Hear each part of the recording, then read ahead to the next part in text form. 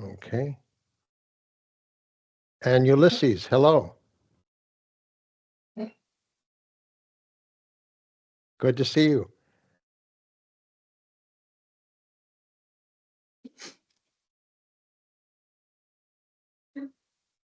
So we're just going to get started in a minute as people start coming in. And the meeting is being recorded for note-taking purposes.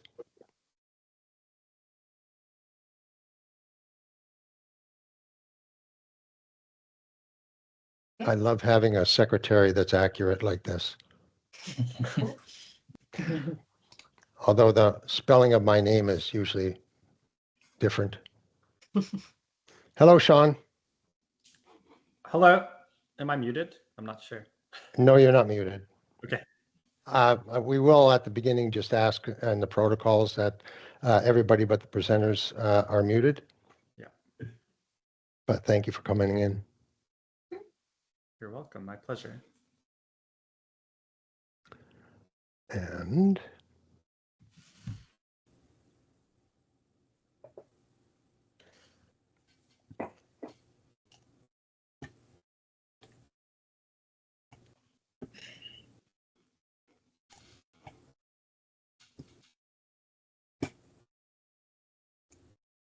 so we're just getting some more people that are coming in right now, and we'll get started in just a minute or two.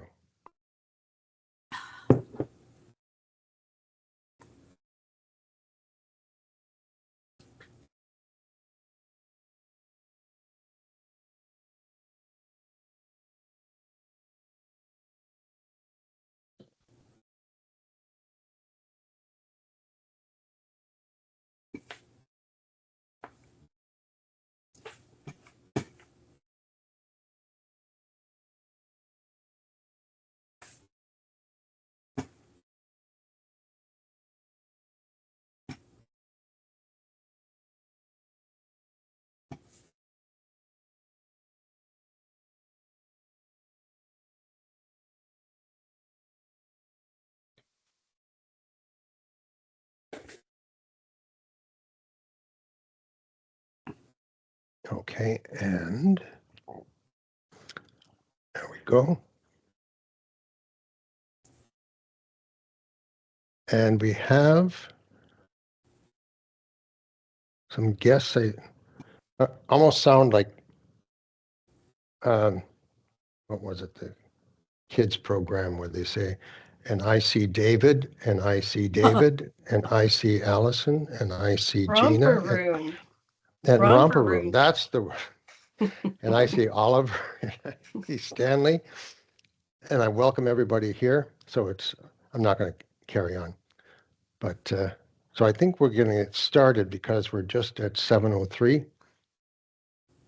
And I'm going to go back to sharing the screen. And so we welcome everybody to the 5th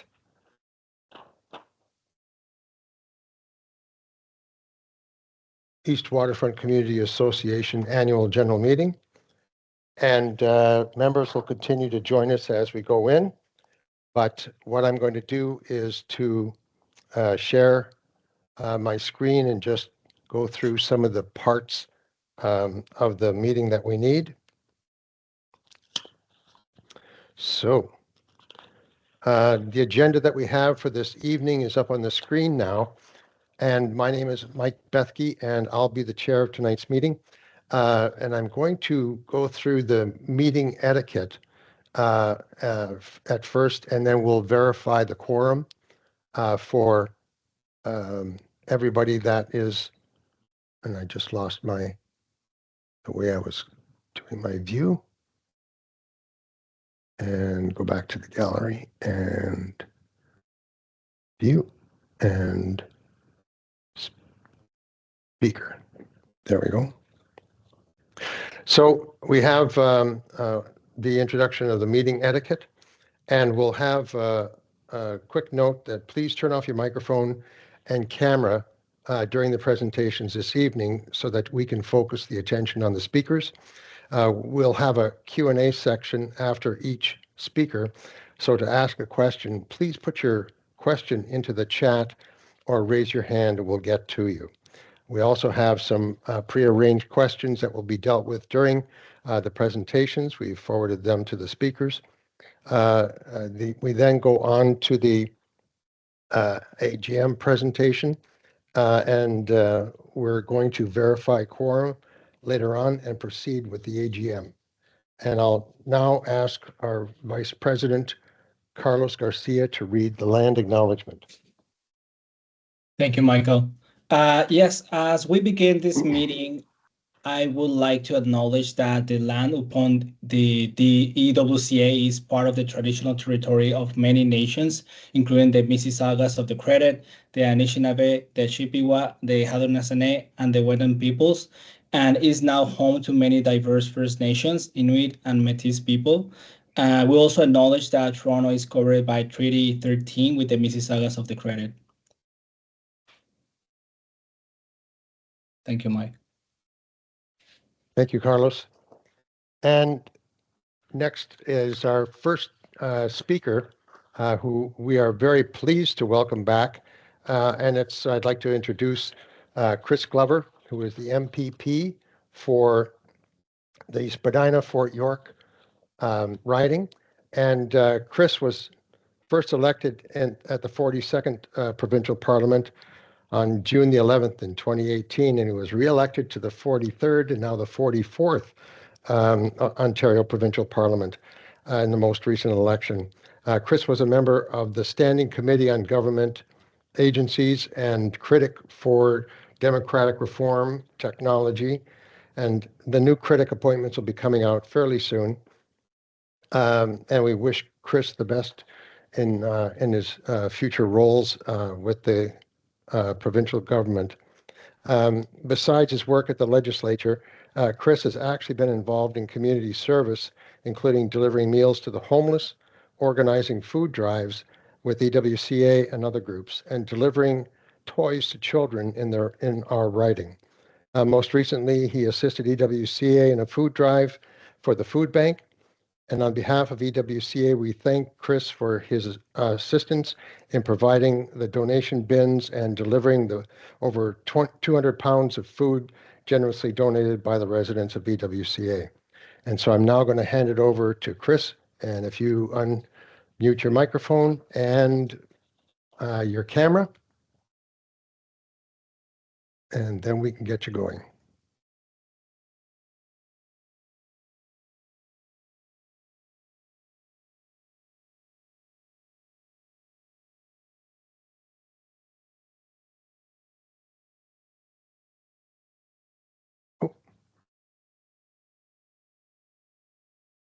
Are you there, Chris?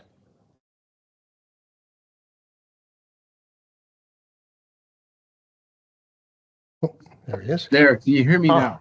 Yes. Okay. Yes. Okay. There was one more microphone setting I needed to adjust. Okay. Anyways, nice to see you. Thank you for that kind introduction, Michael. It's great to see you. Great to be back working with you guys. Thank you so much. It's an honor, to be serving this community, be able to continue serving this community as the MPP. There is a lot to be done, especially with this particular period in history, which is, unfolding in strange ways, in ways that I don't think any of us could have anticipated even a few months ago. I got your questions, and you were asking about, the impact of the Ford majority on the waterfront development plans. You asked about anything that's in development so far, and also about small business. So I've got some remarks prepared. I will try to answer those to the degree that I can, but I will acknowledge that at this point, the legislature is not even back yet. It won't be resuming until April 15th. That's when we're expecting them to introduce their spring budget.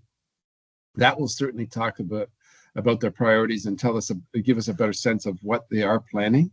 But I will talk a little bit about the waterfront development.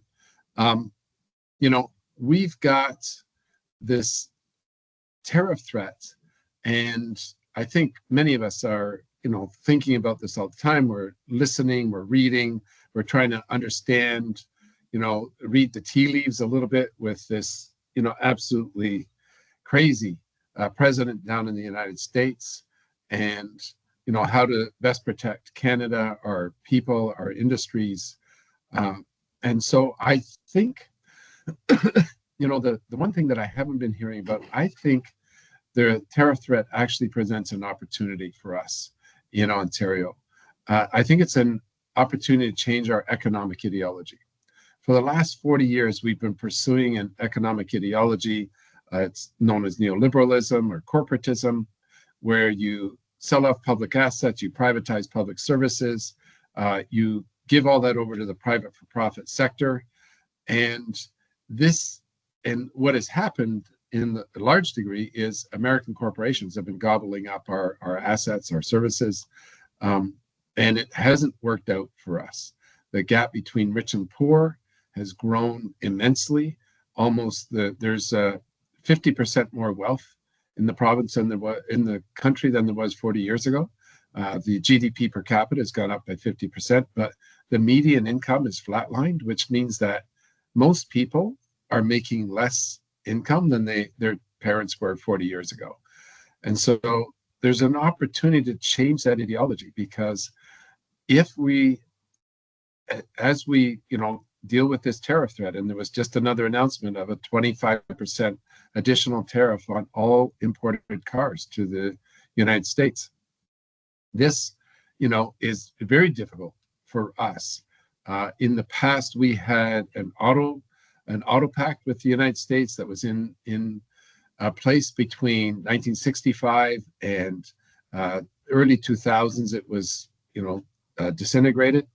But the deal with the auto pact was whatever cars are sold in Canada, a proportional number of cars would be made in Canada.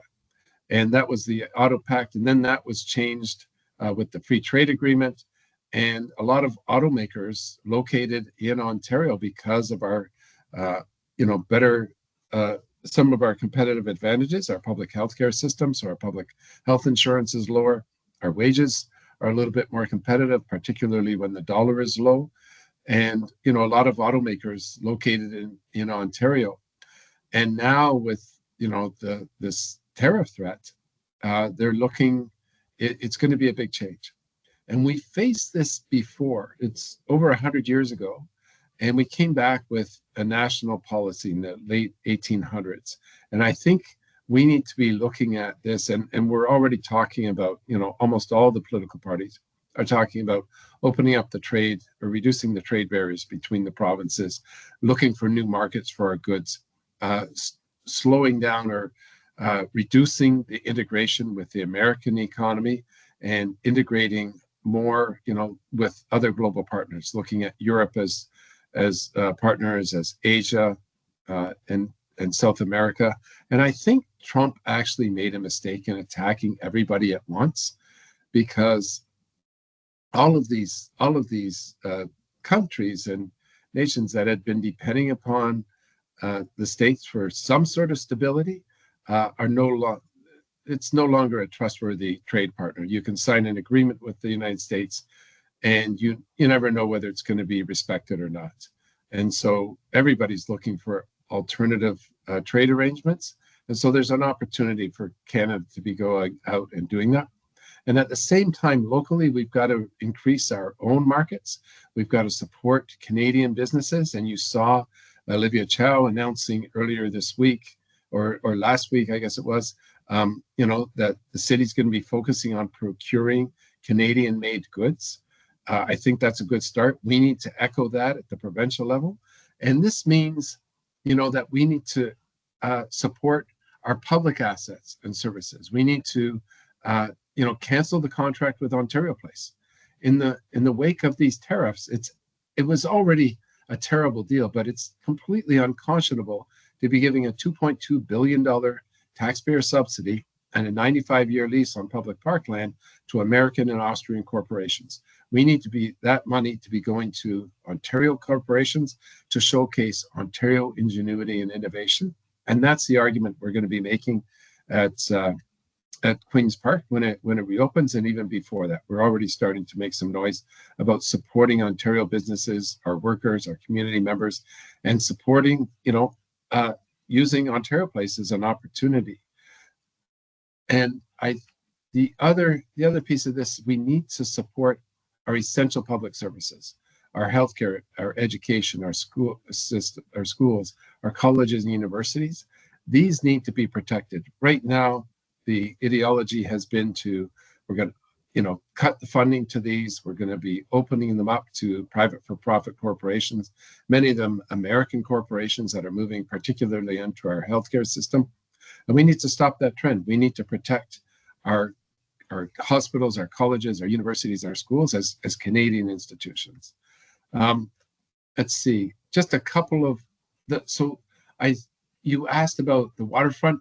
The only thing I can really comment on that is what we will be fighting for, and that is the cancellation of the deal at Ontario Place with Therma and with Live Nation, and a redevelopment, that focuses on Ontario businesses and provides an opportunity to showcase Ontario innovation, which was the initial goal of Ontario Place. For example, the IMAX Theatre, it was the world's first IMAX theatre. IMAX was an Ontario-developed technology, and there's other new Ontarian technologies that would be able to be showcased there. A couple of other news items. Let's see, the supervised injection sites are closing shortly. They have not worked the way that they were intended to work because we need treatment, we need rehab, we need supports around them. They were never intended to be the stopgap. They were never intended to be the end. They were intended to be a pathway to support housing, to the things that people need. So we're going to be pushing for, in the legislature, I will be pushing for, supports to deal with the opioid epidemic and also with the homelessness crisis.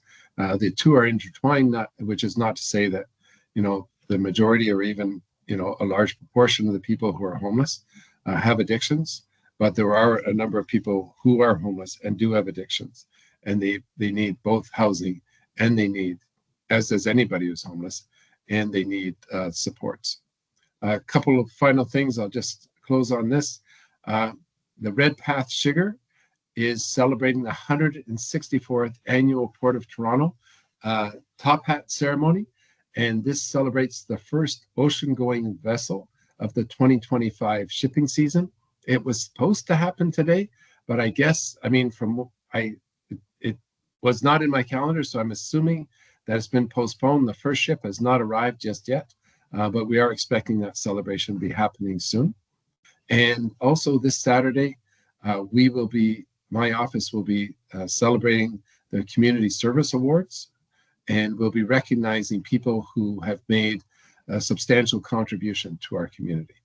So I'll leave it at that, and then I'll just open it up to questions.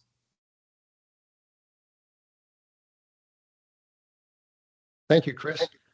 And if, as we said at the beginning, if you have any questions, you can please raise your hand by going up to the top of the screen and clicking on the raise hand button, or you can put a question in the chat.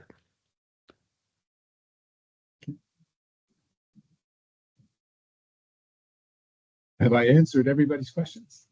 That was a very good presentation, including the extra about the top hat ceremony. So I should have left them wanting more. Here we go. Oh, you have one. Oh, Okay. Allison is coming in. Allison, just unmute yourself and ask your question. Okay, I'm very sorry. This is not a question, but I would like to say congratulations, Chris. I was very pleased to see you got reelected. Thank you so much, Allison. It's incredible.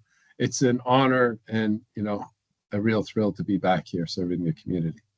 Excellent. Yeah. And I just want to say too, to Michael, Michael and I, we really did the food drive for the food programs.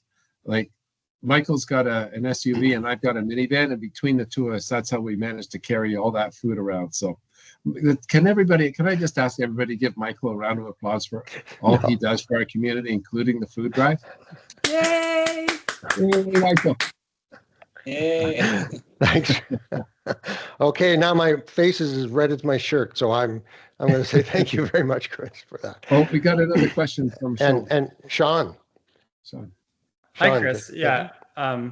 My question is tangentially, I guess, related to small businesses. So Toronto, a few months ago, it was in city council to allow corner stores in communities. And one of the concerns was cities aren't allowed to put restrictions on cannabis stores. And is that something, yeah, that you... Yes, we actually, the NDP, we brought forward a bill in the last legislature. It was brought forward by Mark Stiles, our leader, to give municipalities the control to determine where cannabis stores would be located. And, you know, I know that is one of the challenges with the, you know, those variety stores in communities. I think most people, you know, support variety stores in residential communities and even, you know, coffee shops, but they're afraid of cannabis shops opening up, or also them getting licensed under the AGCO, because it's one thing to have a variety store. It's another thing to have a bar in a, you know, in a residential neighborhood. Yeah. Okay, thank you, Sean. Thank you, Chris. Yeah. And I have David Chan. Welcome back, David. Hi, everyone. Hi, Chris. How are you? I'm good. How about you, David? Not too bad. Recovering well right now. So far, so good. I have two questions. Now we know that Trump's intention is to relocate all the what do you call it, auto industries from Canada back to the US. What are the plans that you think the provincial government would do, I mean the Ontario government would do to prepare for that? Can they retool those factories to do other things? That's one question. The other question is, why should Canada then follow US in implementing 100% tariffs on China's EVs? Because they are very much more affordable for us. And since Canada is still going ahead with what you call it, climate change and prepare for that, I think we should show US that we are not in line with them. So we would encourage, if we're going to boost our auto industry, then we might as well open up to get cheaper cars for our citizens. I mean, for Canadians, right? If you look at the same example as in Australia, where they also lost their car industry, they open all their import all kinds of vehicles from all over the world, including China. So those are the two questions I have. Okay. I think it's too early to determine what the response should be to these tariffs because they're just newly introduced. And so I wouldn't want to speculate on that. You know, but one of the goals is the auto industry is our second biggest export from Canada. So we want to maintain the thousands, tens of thousands of jobs that are, you know, dependent upon the auto industry. And I think that's going to be the government's first priority. Like, how do we maintain an auto industry in Canada, even if it is for the domestic market, you know, and maybe that's what the retooling will be. As far as imports from China go, I think that's something that, you know, has to be looked at and on balance with protecting Canadian jobs, the Canadian auto industry, and then, you know, and also providing people with low cost cars. Yeah, but the Canadian market wouldn't be able to sustain such a, you know. So until 1995, like with the trade agreements that we had, the Auto Pact and with the original free trade agreement, the proportion, like cars were made on both sides of the border. And I'm from Oshawa, so I remember, you know, like we would be short on parts and they would be flying in a plane with auto parts from the United States, from Detroit or wherever, you know, to make sure, because we had just-in-time delivery for auto parts. You know, the car parts were shifting back and forth between the two countries, and then final assembly would be happening. You know, in Canada, it happened in Oshawa, at St. Catharines, and Saint-Thérèse, and at least with General Motors, Saint-Thérèse in Quebec. And so there was just a lot of back and forth with this. But the idea was that proportionally, whatever number of cars we made in Canada or we bought in Canada, we made that proportion. I mean, I think we've gone a little bit the other way because of our low-cost dollar, our public healthcare system. You know, there's just been some competitive advantages that have made more auto companies interested in opening in Canada. We may have to rebalance this, you know, but I think we do have a large, you know, we've got 37 million people, and, you know, the second largest country in the world, we drive a lot, you know, so we do need domestic, you know, certainly if the States is not going to be buying cars made in Canada, there's no way we should be buying cars made in the United States.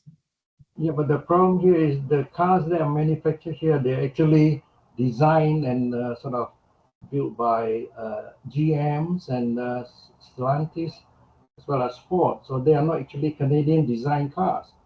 So if they are trying to pull everything back, including the manufacturing of all their parts for the cars, then we will end up with nothing, right? Yeah, I mean, there were also Honda and Toyota factories in Ontario. And maybe, you know, and one of the things, like I'm from Oshawa, I come from 5 generations of General Motors workers. It provided very good jobs for people for over 100 years. But it is time that we had an automaker in Canada, you know, a Canadian automaker. And maybe these tariffs and the threat of them provides an opportunity for us to actually start building an Ontario-based car. And maybe that's some of the innovation that we should be showcasing at Ontario Place. Okay, thank you, Chris. Thank you, David. I'm going to move on to Malene, who also has a question. Hi, hi, Chris. How are you? Good.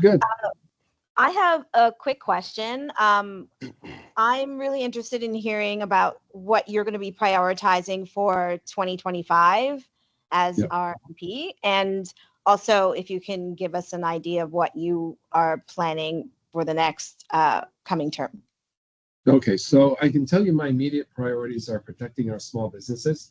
I've got a meeting with the local small business community. If anybody here runs a small business or owns a small business in the riding, reach out to my office. You can join my small business meeting. We're meeting with John Kiru, who's the director of the TABIA, the Toronto Association of BIAs. We're meeting him next week. With him next week, we're going to be talking about protecting our small businesses from the tariff threat. The other priorities, protecting our public healthcare system. It needs to be rebuilt, and it should not be, you know, we've got to protect it from privatization. Ontario Place, as I mentioned, and the offshoot of Ontario Place is also, you know, this coyotes. And I don't think they've reached as far as East Waterfront, but they have, you know, they are causing havoc in our community in Fort York, Liberty Village, City Place. You mean the animal coyotes, or when I hear coyotes, I'm thinking of trafficking. Sorry. So no, the real coyotes, the actual the animals. The coyotes, they're attacking dogs, and there's been 90 attacks that are documented now. 4 dogs have been killed. 1 jogger was attacked. You know, we need this, and this seems. It coincides, this aggressive behavior from the coyotes coincided with the destruction of the forest at Ontario Place and also along the railroad tracks for the Ontario line. And both of those were done without an environmental assessment. So there was no plan made for the wildlife that was going to be displaced. And so the coyotes have moved into the city and they're causing havoc. And this is something that where the province has created a problem and the city is trying to deal with it. And I know Tom Davidson is on the call, you know, from Councillor or Deputy Mayor Malik's office. They've been working at this issue. It's a very difficult issue to tackle, but it is just one more example of issues that are created by provincial levels of government, and then they leave the city to deal with it, just like the homeless encampments. You know, the homelessness is created by provincial policy. Thank you, Malene. And I'm going to have just one more question with Kumsa Baker. So Kumsa, unmute yourself and ask your question, please. Awesome. Thanks so much. Congratulations, Chris, on your re-election. It's really great to see you as a community advocate being able to represent this community. My question quickly is about the Waterfront East LRT, because I know that's something that we've been really advocating for, is to really make sure that as this community continues to grow, that we have the transit and accessibility to support this growing community. It helps businesses, it helps students, get around. And so I wonder, is that something that you're going to be prioritizing in this upcoming term in terms of making sure that we get the funding? I know there's a lot of work happening on the design, but we still don't have the commitment around the funding. And is that something that you're going to be helping to advocate for? Absolutely. I'll be, pushing for that. I know Tom Davidson is here. He could probably give you an update on the planning aspect of this, but we need the province to step up and provide the funding. And the Waterfront BIA, they did a study maybe a year and a half ago that showed that we would actually save, I think it was $25 million if we built the LRT now rather than waiting 10 or 15 years, and also it just makes, the East Waterfront's almost built out, but we need that LRT in place immediately. It should have been built 5 years ago. It needs to be built as soon as possible. Okay. All right. Thank you, Chris. And thank you, Kumsa, for that question. And I know, Chris, you've got to get on the way. You've got another meeting to go to, but I want to just thank you very much for your time and being here. And I took a look back, and I think you've been to almost every AGM meeting that we've had. So I didn't want to break the cycle. So, well, I'm glad the election was over in time for me to make this one. So thank you so much. So are we. And thank you very much. Okay. Thank you, everybody. And thank you, everybody, for participating in this. The residents associations, these are so crucial. This is grassroots democracy that you're practicing here. So thank you for your involvement. Thank you, Chris. All right. And we're going to go on now to our presentation by Waterfront Toronto with the Q&A. And I'm going to ask Carlos Garcia, our VP, to introduce the team. Yes, thank you, Michael. Well, now it's my pleasure to introduce our next speakers from Waterfront Toronto. Please welcome to Carol and Ulises. Carol is a Director of Engagement and Communications, and Ulises is a Program Manager, focuses on public spaces. They've both been directly involved in waterfront development and community engagement, and we're very glad to have them join us this evening. And Carol and Ulises, thank you for being here. Thanks, Carlos. Hi, everyone. I am Carol Webb, and I'm just going to share my screen here, get myself ready. Okay. Are you seeing my screen okay there, Michael? Yep. Great. Well, thanks again for inviting us here tonight to chat with your group. I know that my colleague Kasia was here recently and talked about Quayside. But for anyone who was not at that meeting or who may be less familiar, I'm going to start with a short introduction. So Quayside is a 12-acre area at the foot of Parliament Street in Queens Quay East. You can see it here outlined in red. Comprises about 8 acres of developable land across 5 development blocks, as well as parkland, open space, and future roads. The vision is for this area to become a really vibrant hub, vibrant community, linking nearby neighborhoods such as yours and the Distillery District, and the downtown with the water's edge and future homes, green space, and destinations on Oakwoman-Minising, which was formerly known as Villiers Island, and you can see that down here in the lower right. Quayside is like the geographic heart of this cluster of neighborhoods, and it will really help to create vital connections for everyone. So the project consists of actually 3 connected projects. There's the mixed-use development, so the residential buildings, the privately owned public spaces, retail, and other amenities, which are being developed by our partners, Quayside Impact. And then there's the infrastructure and public realm, which is being designed and delivered by Waterfront Toronto. So that's the local streets, things like sewers, the extension of Queens Quay East and the realignment of Parliament Street, as well as extending a new section of the Water's Edge Promenade. So zoning for Phase 1 of Quayside was adopted by Toronto City Council last July. As everyone is very aware, it's a very difficult development market right now. So at a time when the need for homes is greater than ever, new housing starts have actually stalled. So we've been collaborating with our government partners and with Quayside Impact to see how we might be able to accelerate the delivery of new market and affordable rental homes at Quayside. In November, the City of Toronto launched a new incentive program designed to help unlock new purpose-built rental and affordable rental homes. Quayside Impact responded to the call for applications, and in December, our project was selected as one of the citywide projects for the incentive program. So what this does is it facilitates the introduction of more than 1,250 purpose-built rental homes at Quayside, which will replace some of the homes originally planned as market condominiums. And then just last week, the federal government and the city announced a CMHC financing commitment that will support the delivery of purpose-built rental at 7 projects across the city, one of which is Quayside. So good news.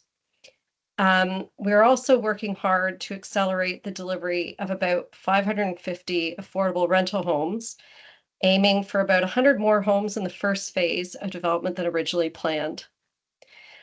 So there's a lot of work that's happening behind the scenes, and we're hoping that later this spring or early this summer, we'll have some more news to share on that front. In terms of the infrastructure and public realm, we're at the end of our design stage, and we're now gearing up for construction. And a lot of this infrastructure actually helps to enable the development that will follow. So the concept for the public realm was developed in collaboration with landscape designers West8 and DTH, in coordination with our engineers, WSP, and Indigenous subject matter and engagement experts at Minokamik Collective. The design leads with the notion of ecology, highlighting the transition from a highly urbanized city to the more naturalized landscape that will be found on Oakwim and Minising. So Quayside's local streets, like Small Street, are meant to feel similar to other neighborhood streets in East Bayfront. They'll include shade trees and also have some innovative features like open planters and lush understory plantings, and rocks that are placed both for interest in seating as well as to protect the plantings. An important part of this work is to set the stage for future transit, which we know everybody is very keen on, and the connection to Oakwim and Minising. So on Queens Quay East, from Bonnie Castle to Small Street, we'll be leaving the lanes as is for the moment and adding landscaping to the north side. From Small Street to Street A, which is a future street that aligns roughly with where the Victory Soy Mills silos are, these lanes will be reduced to 2, and space will be left for the future LRT. This area will become naturalized, as will the top of Parliament Slip. The Martin Goodman Trail and the sidewalk will continue in a similar fashion to what you see here today. And then Parliament Street will be realigned to a T intersection with Queens Quay East. So it'll switch from that odd angle to with a gentle curve, but more of a natural T intersection. In terms of cycling, initially Parliament Street will include a bidirectional bike lane on the east side that connects with the Martin Goodman Trail. And then later, this bidirectional lane will move to the west side to align with the future Parliament Street bike lanes being delivered by the city north of the train tracks. The Water's Edge Promenade will continue the double alley of trees that you may be familiar with from the current sections of the promenade, with some slight changes. On this new section, you'll find open planters and again, more understory plantings, once more evoking a more naturalized landscape. In terms of the construction, all of this work will be completed in phases. Phase 1, shown here in blue, includes all the enabling works for the new development, including the streets, the sanitary connections, and the extension of Queens Quay East and the realignment of Parliament Street.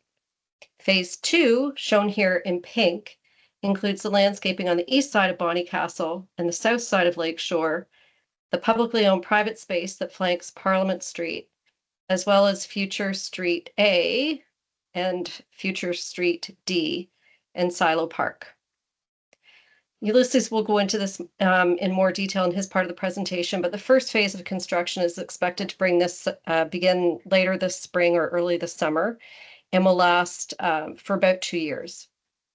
We know that there's a lot happening in this part of the city.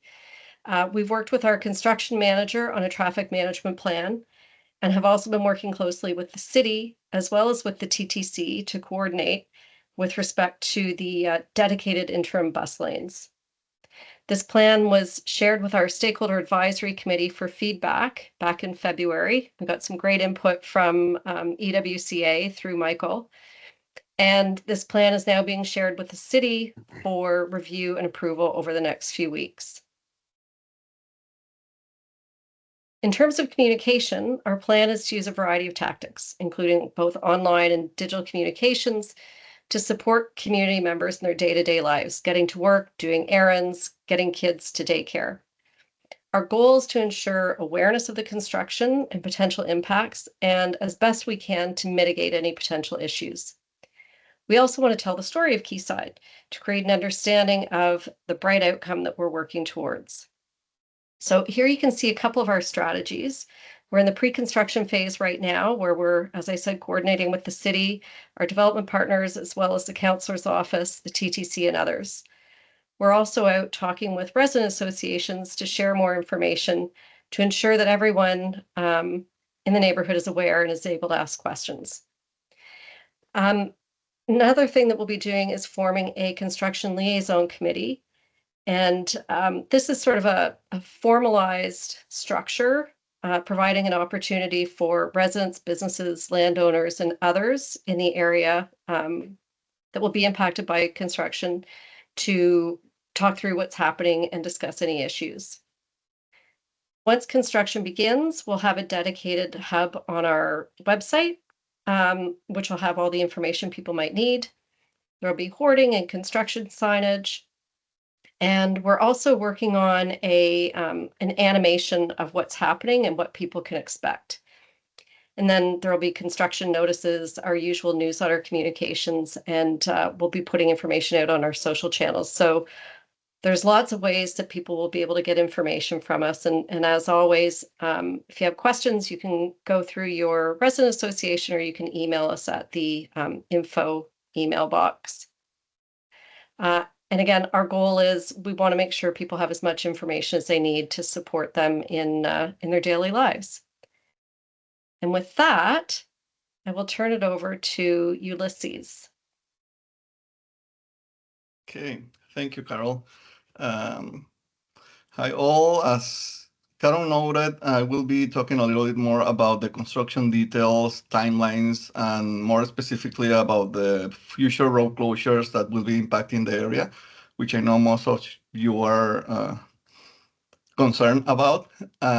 So in terms of the phasing that Carol noted, we will be starting with what we call phase 1, which is enabling works, which include sanitary and water main installation, dock installation for future services, road construction, and the realignment of Parliament Street, which is the main scope. We are planning to start late in the spring. The intention is to start with Small Street and another part of Queensquay East between Bonnie Castle and Small Street. You will see that in the detail because that will be the first closure that we will be implementing. In terms of progress, as you see there, we have tagged the Queensquay East Lakefield. That is part of the project that is already complete, and you will see a couple of slides next. Carol, you can proceed. Okay, this is the Lakefield, which will be used for the Queensquay extension. On the left side, you see how was the original lake condition, and on the right side, you will see the latest condition. You can see the trace of the triangle mark on the soil, which is basically the field that we installed, plus the dogwall to support the structure. And Queensquay East basically will be built on top of that. That project was complete 2 weeks ago, and we are just doing soil settlement monitoring before starting with the construction of Queens Keys later on the year. Next slide. Okay, going to the traffic management.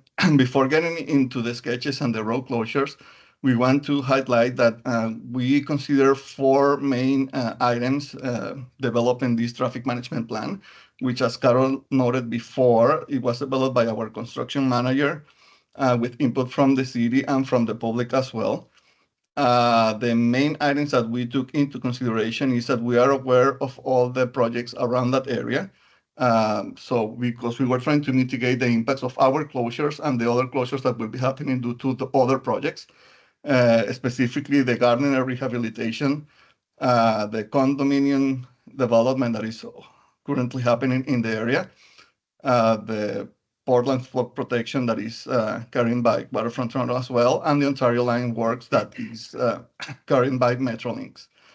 So also there has been further discussion with the City of Toronto and TTC regarding potential dedicated bus lanes and how we're going to be serving that area during the road closures.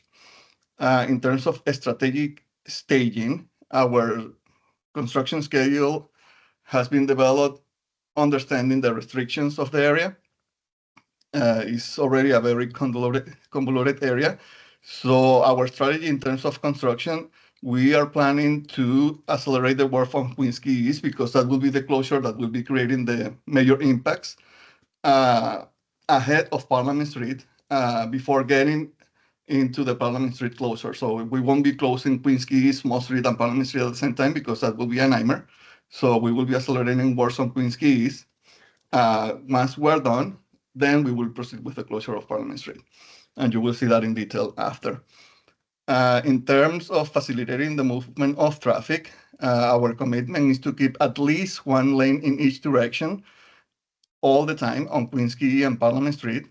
And when possible, and you will see the detail, it will be 2 lanes even in the westbound direction. And in terms of intersection closures, we only have anticipated 1 full intersection closure between Lakeshore and Parliament, and it will be during nighttime and weekends, and it will be a very long-term closure.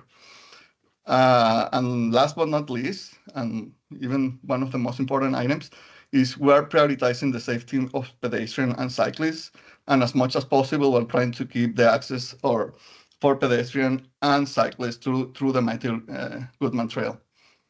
And obviously try to mitigate the adverse effects to the public transit in the area. Next slide. Okay, this is the first closure that we have anticipated and will be the biggest one and the longest one that will take place from Q3 2025 until the end of 2026. It will be mainly for the full construction of Small Street and another section of Queens Quay East. On this arrangement, we will keep 2 lanes open westbound for traffic and 1 lane eastbound. Mike, probably you remember the last version that we were showing a dedicated bus lane instead of 2 traffic lanes westbound. We received direction from the city, and that's part of the coordination between the city, us, and TTC, that they recommended to, instead of have a dedicated bus lane, we will keep 2 traffic lanes westbound because that will ease the traffic as well in the area. In terms of pedestrian and cyclist impacts, Small Street obviously will be full closure, so no access. Queens Quay north side between Bonnie Castle and Small Street will be closed as well, so no access. However, we will be keep full access on the south side of Queens Quay East on the Martin Goodman train for cyclists and pedestrians. Next slide. Okay, this is how the cross-section will look like of the road. So you will see the 2 traffics westbound and the other southbound, and the pedestrians on the southern side of the road. And the works will be happening on the north side of Queens Quay East. Carol, are we taking questions now or should we move forward? Because this is the biggest closure in case there's any questions. I don't know if we take it now or later. I think it might be better, Ulises, maybe to move through complete? all of the slides and Okay. then take questions, just Okay. in case you get stopped and we don't make Okay. it all the way through. Okay. Perfect. Okay, let's proceed. Okay, next slide. Okay, so now I will be showing road closures that are smaller closures in terms of timelines. It won't be over a year or as 1 year as the one that I showed before. The biggest one will be this one for 5 months. It will be on the Parliament Street, but we'll be keeping the same configuration I showed in the other slides. So 2 lanes westbound and 1 lane eastbound. The reason of the closure is the construction site that you see in light blue there, which will be corresponding to the construction of Parliament Street. And we will be shifting slightly to the west, the Martin Goodman Trail, to keep the access during that timeline, with no impacts to the west side of Parliament Street. This closure will be taken at the end of 2026. So once we open Queens Quay East and Swan Street is when we will be entertaining this closure. Next slide. Okay, so after the previous closure that I showed, we will be proceeding with a 3-month closure of the Parliament Street and the intersection with Lakeshore. With the works that will be happening is the construction of the curve in the intersection between Lakeshore and Parliament Street on the south side of the intersection, plus the shifting of the Martin Goodman Trail to the east side to allow us for the full construction of the curve on the Parliament Street, and the remaining works that will be completed related to Parliament Street as well. In terms of pedestrian and cyclist impacts, there won't be no impacts on the west side. And on the east side, obviously, the impact will be that the people will be redirected to the new Martin Goodman Trail, but they will have full access. And in terms of the Parliament and Lakeshore intersection, we will be closing the 1 lane due to the construction of the curve in that area on Lakeshore. Next slide. Okay, here I just put together a series of small closures that will be weeks, 1 week, 2 weeks closures, most of them for the construction works on Lakeshore. So it will be to build the new median, the new curve on Lakeshore, and the final closure that you see on the bottom on the right side is the full closure that we'll be doing in the intersection, which will be for line marking works. And that will be only during nighttime, and we're expecting that will be only 1 weekend, 2 weekend stops. And for those smaller closures, our communications team will be providing obviously enough notice when this will be taking place. Through the CLC, also we will be providing updates if there's any changes to keep you up to date on this one. Just to flag that the targeting for the alignment for the opening of the realigned Parliament Street is mid-2027. In fact, in these drawings, you will see how the new Parliament Street will look like once it's fully swapped to the new alignment. And next slide. Okay, that's done. Okay, any questions? And I'll just leave the slides here for a minute in case somebody wants us to go back to a particular slide, if that's helpful. Okay, and once again, if you could please have your raise your hand up from the top, raise your hand button, or if you prefer to put your question in the chat.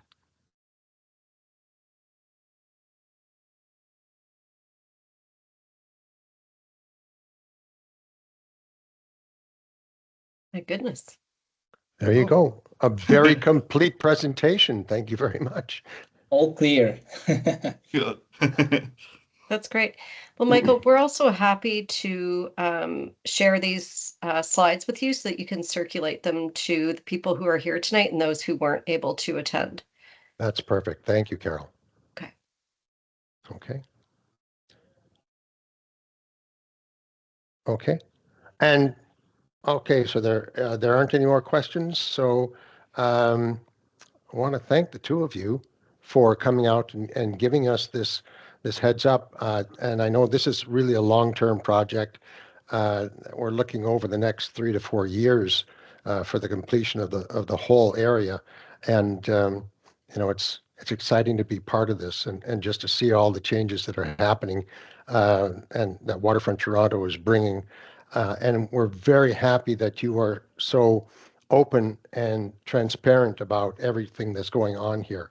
And it's really helpful for us, when we know in advance what's going on, rather than having, traffic indicators and traffic barrels and everything else all of a sudden show up on our streets. So thank you very much for that. And Ulises, thank you. That was a great presentation. And if anybody has any questions afterwards, if you could please just send it to us at info@ewca.ca, and we'll make sure that Carol and Ulises get those questions and that we can report back to you on it. So thank you very much once again, and it was great to have you at our meeting tonight. Thanks a lot, Michael. And we're happy to come back anytime in the future when we've got an update on the construction timeline for the art installation in Sherbourne Common. We'd be happy to bring that update back to this group.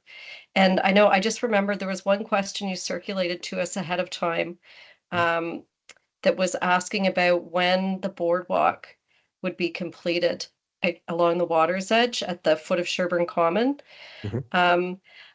Unfortunately, it's not a great answer. We don't have a timeline for that just yet. We're still working on getting the funding to complete that boardwalk extension. The fencing needs to remain against the dock wall there until we can build that extension, because there is some really critical stormwater infrastructure that has been installed against the dock wall that needs to be protected, and we need to protect people from climbing on to that infrastructure. But we needed to build that infrastructure to complete the area-wide stormwater management system. So it's just a timing and sequencing thing. We had to put the infrastructure in place, and then we'll get to work on that boardwalk once we get funding. Now, people have seen that, and in conversations that I've had, they've used the term wave deck.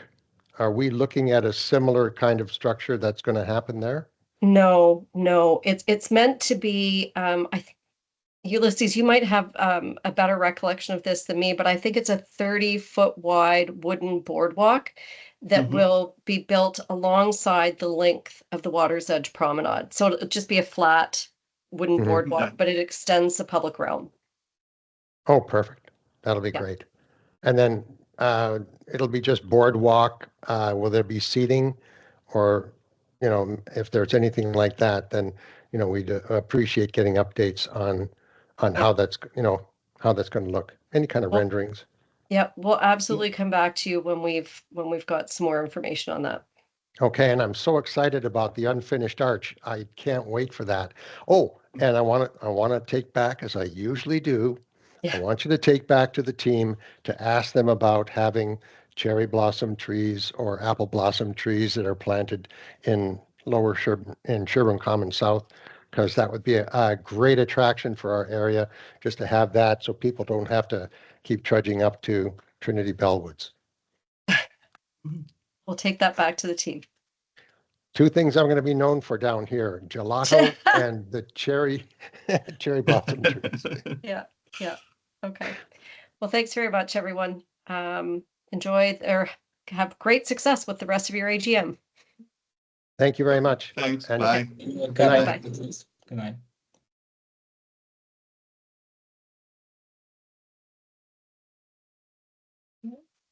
And so I'm just all right.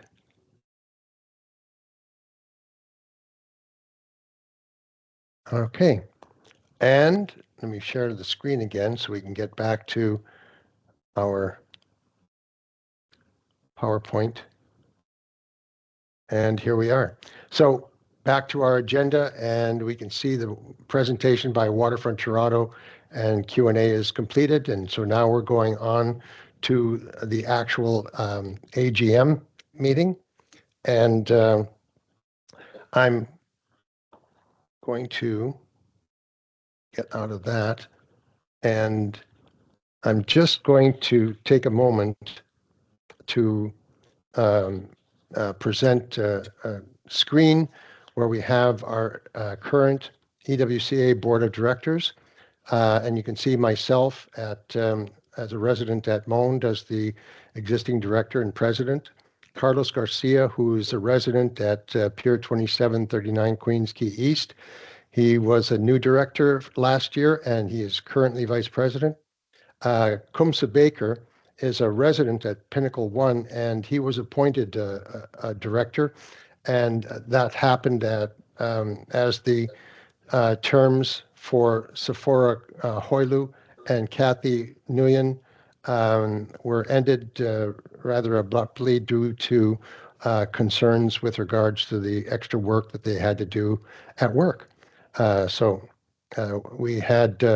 we're very fortunate to find Kumsa, and the board appointed him director so that we had somebody to share the load.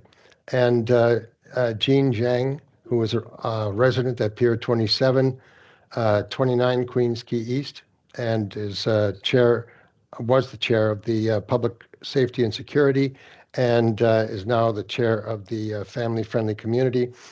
Basically, same group, just a different name. And lastly, Graham Parker, who is our treasurer at 29 Queens Quay East. And as we begin, I just want to ask Jean to give us a rundown on the report on the quorum for tonight's meeting. Thank you, Michael. Can you hear me? Yes, I can. Okay, so EWCA is pleased to announce that 104 members have completed the membership form to date. According to our bylaw, Article 4.15, since we have between 51 and 200 members, a quorum at any meeting of the board, members shall be 25 of the members entitled to vote at the meeting, which in this case means 26 members are needed for a quorum. At the beginning of the meeting, we have 15 members present and 24 proxies, totally 39 members. So we have achieved a quorum for this meeting. Thank you, Michael. Thank you, Jean. So as it's already been determined that we have a quorum for this meeting tonight, we can now proceed with the formalities of the AGM. And on the screen, we see that the 2024 AGM meeting minutes, which were circulated with the meeting agenda as attachment A, are available. And I would like Jean to make a motion with respect to approving the minutes from the 2024 meeting. Thank you, Michael. The March 28th, 2024 draft AGM minutes circulated via email with agenda package as attachment A are presented to our members for acceptance. I motion to accept March 28th, 2024 AGM minutes as presented and file this into EWCA minute book. Can I please have a second? Yeah, I'm happy to second, Jean. Okay, so the motion has been moved and seconded. Are there any questions with regard to the circulated meeting agenda?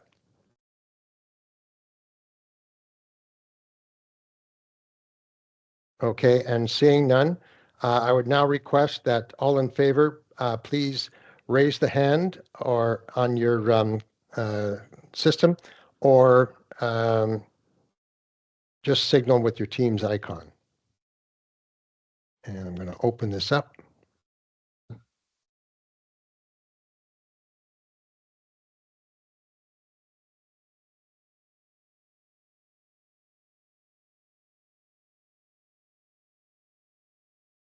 And we'll just give it a couple of minutes.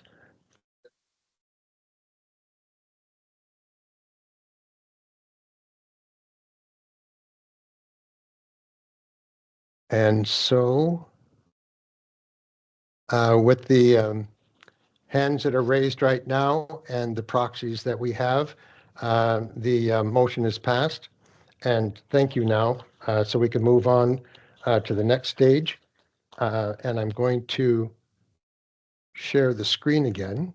I'll stop sharing here and go to share the screen and back again. And I'll proceed with the president's address. We have, as a board, we have maintained EWCA's priorities of dealing with traffic, public transit, family-friendly infrastructure, safety and security, and peaceful enjoyment of the lakefront. From our work over the last little while, and we have a complete 4-page document that lists a lot of these items in detail.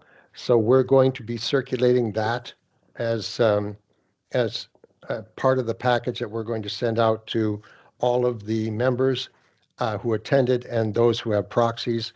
So it'll contain the link to the video for the complete meeting.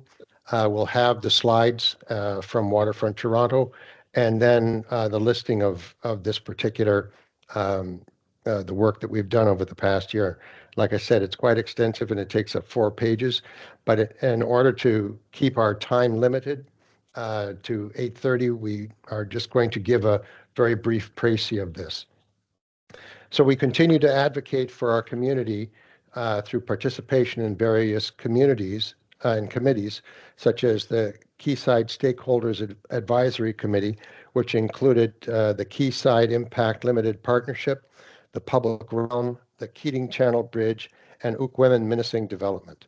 Waterfront East LRT Stakeholders Advisory Committee, the Ports Toronto Community Liaison Committee, including Billy Bishop Toronto City Airport, the Corktown Station Community Liaison Committee with Metrolinx regarding the Ontario Line development.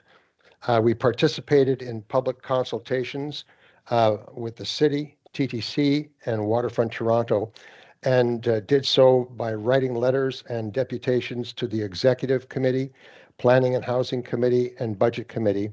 We met with TTC, and we advocated for more schools, daycares, and off-leash dog parks, such as the new off-leash dog park that's been proposed at Sugar Wharf condos on Queens Quay East and Cooper. We organized committee meetings and food drives for our area. And as I said, for the complete list of this, we will be sending around the document for membership to review. I'd like to turn the meeting now over to Graham Parker, our treasurer, for the update on our report. All right. Can you hear me? Gotcha. Yes. Okay, great. So good evening, everybody. My name is Graham Parker. I'm the treasurer of the association, and it's a pleasure to be back here again tonight.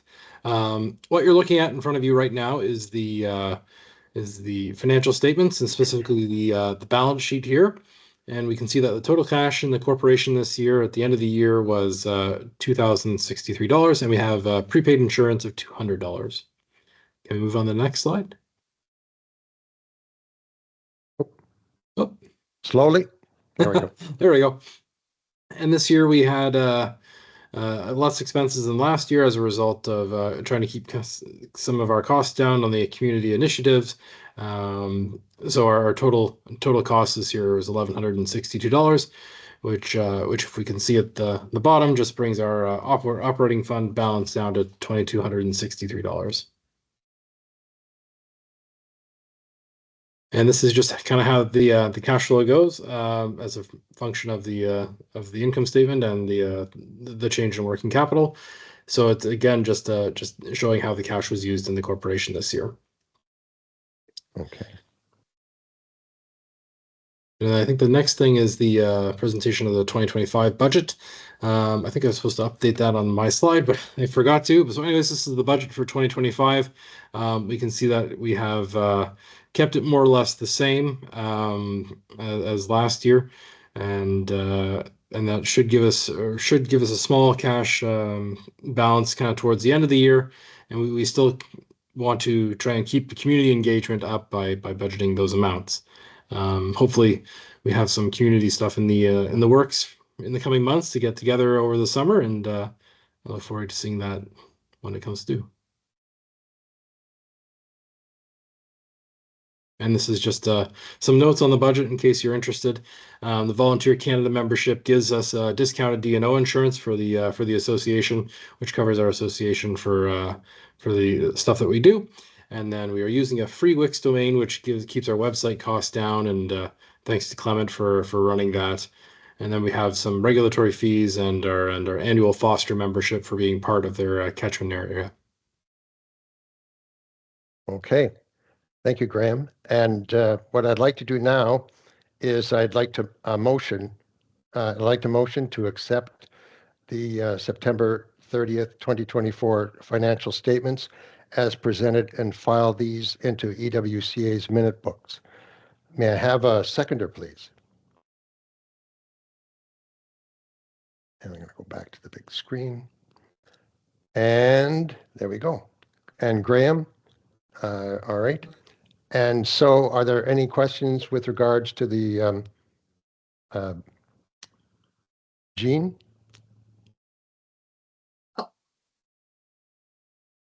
Oh no, I just said I agree. Okay. I don't have any questions. Okay, thank you. So seeing no questions, I'm just going to ask to raise your hands or signal with your team if you agree to receive the statement and budget.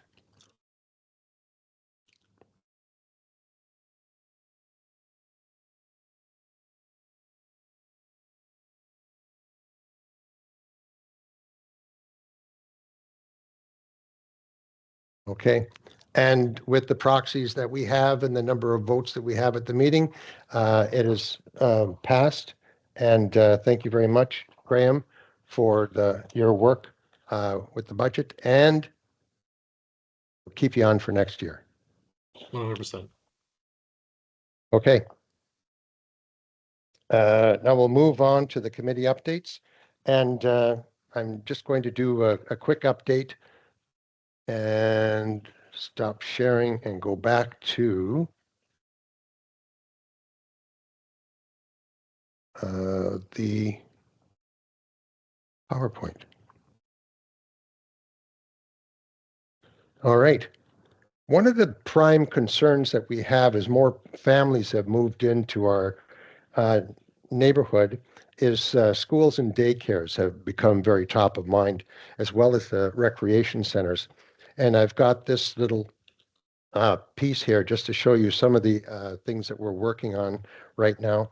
The Sugar Wharf new podium school, which is located at Queens Quay East and Cooper Street, is going to be a fully integrated school in the podium of a condominium. It's the first one of its kind in Canada, and it'll be a mixed-use condo development planned to accommodate 455 students from JK to grade 8. Provincial funding has already been arranged, and we're right now in phase 2. So the school design is in its early schematic stage and coordinating phase with the developer. Quayside School block number 5 that you can see there as the dark blue number 7 is planned for completion around 2034 and around all the other development that's going on there. For childcare facilities, we've got quite a list that's happening. Right now, there's the 62-space facility operated by Greenwood at Aquabella Condominium, which opened last fall. And a 62-space facility operated by George Brown College at Limberlost Building, which should be opening fairly soon. And I noted that they've taken down the fencing and hoarding around the front, so it's easier to walk on the sidewalk without having to worry about cyclists. There's another 62-space facility in the Sugar Wharf development that is going to open alongside the school, and that's planned for the fall of 2029. And finally, a 52-space facility, or not finally, there's still more, in phase 3 of the Pier 27 development, but that's under a rezoning application, and construction is to be decided. 62 space facility in phase 1 of Quayside development opening by 2030, a child care facility in phase 2 of Quayside development, and the opening there is also to be decided. And finally, the Loblaws that we are all aware of at Lower Jarvis Street and Queens Quay East is going to be redeveloped in the future. And the site is also planned to have a child care facility there. So there's a lot of development that is going to be happening with schools, daycares, and also the recreation center that we may very soon at Aqua Luna be holding our in-person meetings. And the development committee will continue to work on the projects as we have in the past. These are all long-term projects. And we work with city planning department and the developers on these projects to make sure that our needs are being met. And I'm now going to ask Kumsa to give us an update on 2 new items from the development committee. Awesome. Thanks, Michael. I'll share a couple quick updates. The first one is on the Queens Quay East Interim Priority Bus Lanes. I think we heard a little bit from Waterfront Toronto on this, so I won't spend a lot of time on this update. It was actually something that was, I think, adopted by council earlier today, and so they are going to start moving towards implementation. Just a quick background, in 2024, the City Council had directed for the city, for transportation services and to work with the TDC to work on an interim priority bus lanes. Earlier this year, there was a few community consultations and engagement activities that happened. There was a project website where there was over 600 respondents on a survey. There was also a couple of community outreach events and meetings that also happened in February. I think some of you folks on the call here today might have participated in some of these activities. And if you go to the next slide, in terms of how this will impact the community, there are 2 segments. So along Queens Quay East, westbound from Small Street to Bay Street, and then also eastbound on Queens Quay East from Lower Jarvis to Bonnycastle. Those are going to be the sort of 2 most impact to the community. The city estimates the project will benefit 4,000 daily customers and will also help to improve travel between Bay Street and Lakeshore by up to 30%. This is something I think is always important to note, is that it won't impact any of the vehicles along the corridor. The design that they're doing is going to be maintaining the 2 lanes of traffic in each direction. So there won't be any sort of motor impacts on that end. Also want a quick update on the Park People Grant. So this is a grant that this is the first time we're applying to. TD Park People Grants is an initiative that supports organizations to do events and activities around environmental education, sustainability, or stewardship events that bring the community together.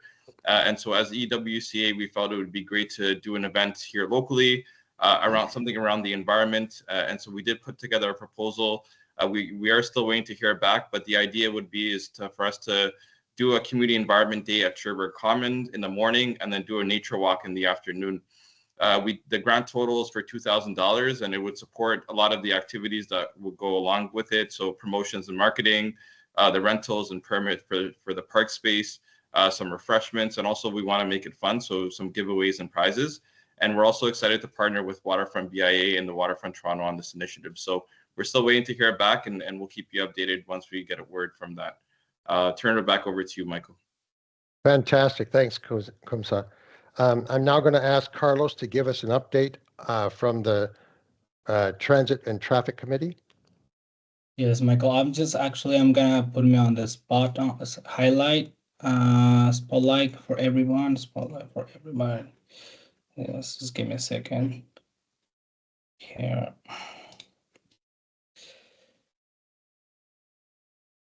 Yes. Just give me a second here. Okay. Well, over the past year, I've led the Transit and Transportation Committee. We've been working on two key projects that directly impact daily life in our neighborhood. Safety at busy intersections and how construction affects how we move through the area as well. Michael, I think you're not. Oh, I'll go back. yeah, go back, please. Yes, thank you. And first, the corner of Yonge and Quincy. We'll know that it's a really busy and often confusing crossing. Lots of people walking, biking, and trying to get through safely. Last year, actually, someone in a wheelchair was nearly hit by a cyclist who ran a red light. And we asked the city for bike traffic lights to make the intersection safer and more clear. A consultant was officially hired in December 2024 to design the new signals. They will start planning this winter, and the signals are expected to go in by the end of 2025. Next one. And second, the ongoing construction at Queens Quay East near Richardson. This work started in August 2024 and includes landscaping and sidewalk upgrades to keep things moving safely. Traffic lanes, I don't know if you remember, but traffic lanes were temporarily shifted. There were delays mostly because of water pipe work. And the developer added a new traffic signal at the Richardson corner. The team now expects to finish most of the work by March 30th, and everything must be fully done, if I'm not mistaken, by May 1st, 2025. And we've been keeping in touch with the city and checking in regularly to make sure the work is safe and moving forward. And next slide. And yeah, also, I just want to mention that a few members reached out to us this year with concerns about other streets, unclear signs and fast traffic or blocked sidewalks as well. We follow up on some of these already, and it really helps to hear from you actually. So if there's something that doesn't feel safe, or if you got an idea that could help, please tell us. And we're here to listen and speak up for the neighborhood. Thank you. That's fabulous, Carlos. Thank you very much. And I'm now going to ask Jean to give us an update on Family Friendly Community Committee.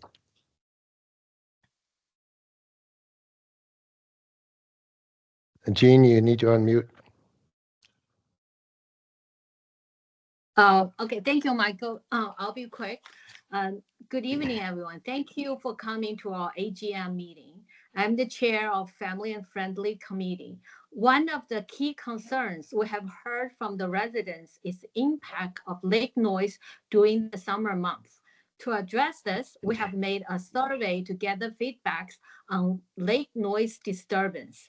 This will give everyone a voice in shaping solutions that works for our community. The survey will be sent out in late spring, and I encourage all of you to participate. Your input will help us advocate for positive change. Additionally, after working closely with Ports Toronto, Marine Police, and the Waterfront BIA, we now have a dedicated portal on the Ports Toronto website where residents can report lake noise concerns. This is a significant step forward in ensuring accountability and improving a lakefront living experience.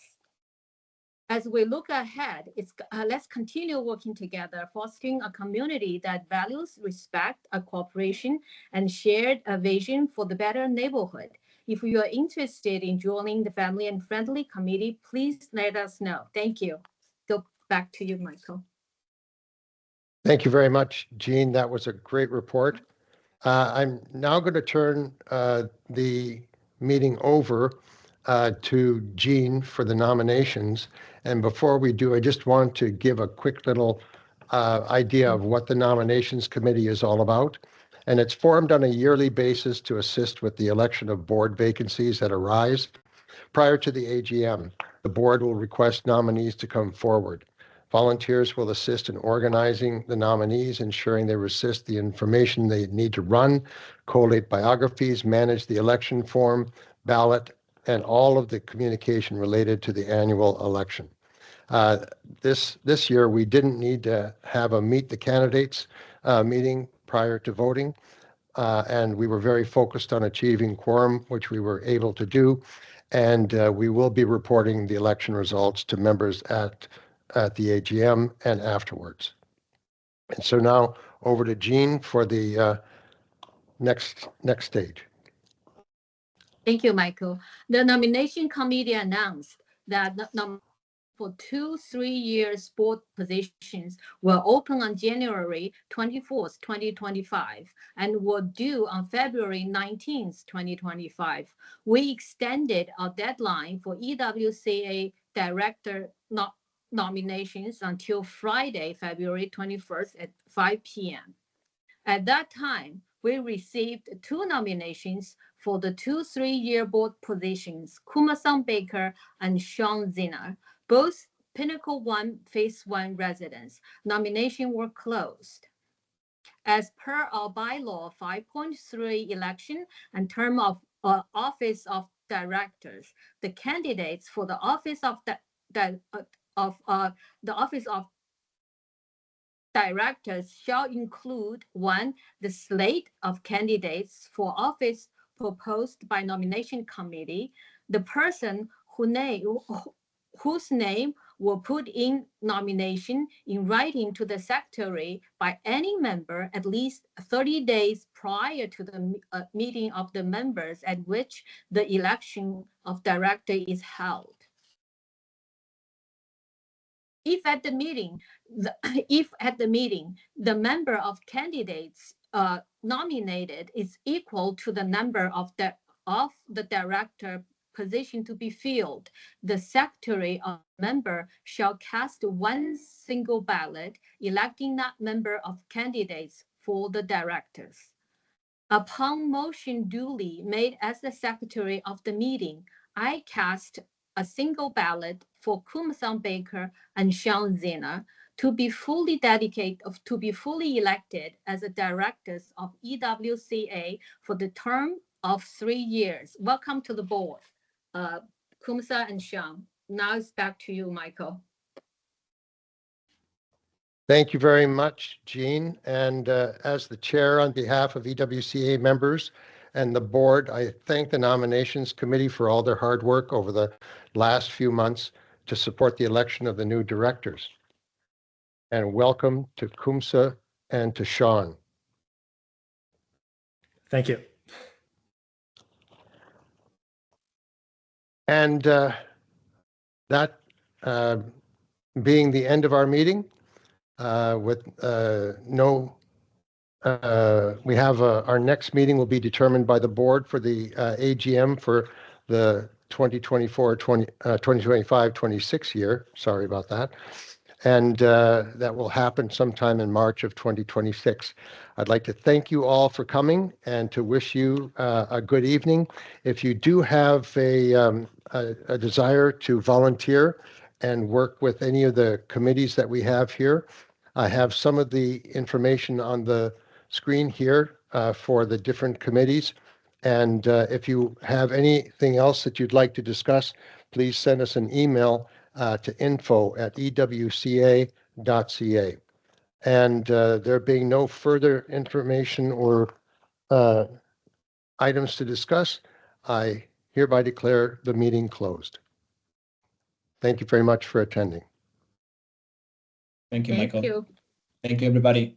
Thank you, Thank you, Michael. Michael. Good Thank night. you. Thanks, Bye. EWCA. Bye-bye. Good night. Good night. Bye.